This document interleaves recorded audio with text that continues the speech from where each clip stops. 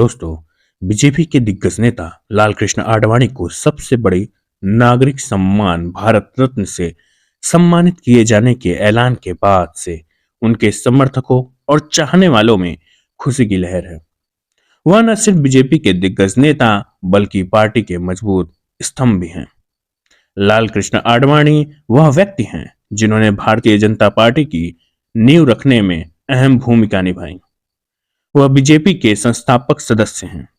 साल 1980 में बीजेपी के गठन के समय वह भी पार्टी में एक मजबूत पिलर रहे। लाल कृष्ण आडवाणी बीजेपी के सबसे लंबे समय तक अध्यक्ष रहने वाले नेता हैं। वह लंबे समय तक सांसद के तौर पर देश की सेवा कर चुके हैं। दोस्तों, लाल कृष्ण आडवाणी की गिनती बीजेपी के दिग्गज नेताओं में की जाती है। उनका जन्म 8 नवंबर 1927 को पाकिस्तान के सिंध प्रांत में हुआ था। उनके पिता का नाम डी आडवाणी और माता का नाम ज्ञानी आडवाणी था। 25 फरवरी 1965 को उन्होंने कमला आडवाणी से शादी की। उनके 2 बच्चे, जिसमें से बेटी का नाम प्रतिभा आडवाणी है। उन्होंने अपनी शुरुआती शिक्षा कराची के सेंट प्रैक्टिस स्कूल से पूरी की। विभाजन के बाद भारत आकर उन्होंने मुंबई के गवर्नमेंट लॉ कॉलेज से लॉ की डिग्री ली। देश प्रेम के जज्बे के चलते उनका झुकाव आरएसएस की तरफ बढ़ने लगा।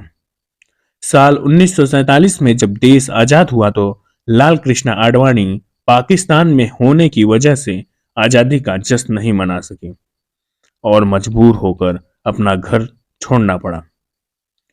देश के विभाजन के बाद वह कराची से दिल्ली आ गए और राजस्थान के संघ के लिए प्रचार करने लगे। उन्होंने लंबे समय तक संघ प्रचारक के तौर पर काम किया।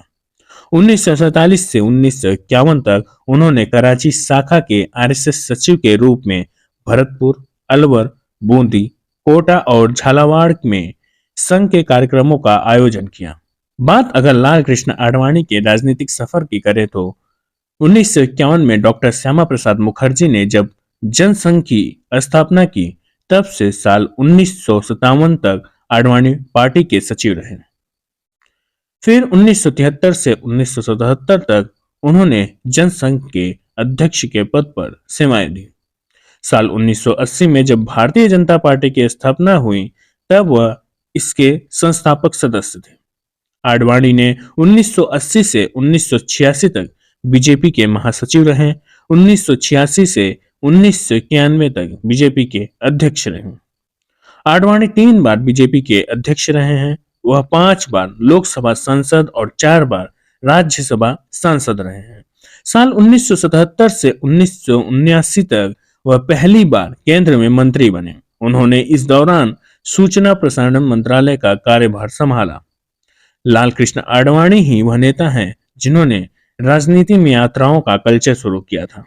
जिस समय अयोध्या में राम मंदिर की मांग अपने पीक पर थी, तब लाल कृष्ण आडवाणी ने गुजरात के सोमनाथ से लेकर अयोध्या तक की रथ यात्रा शुरू की थी, जिसकी वजह से देश की राजनीति में हिंदुत्व की राजनीति ने उभरना शुरू किया। हालांकि बिहार में तत्कालीन मुख्यमंत्री लालू प्रसाद यादव ने उनको समस्तीपुर में गिरफ्तार करा दिया था। इस घटना के बाद लाल कृष्ण आडवाणी राजनीति के हीरो बनकर उभरे।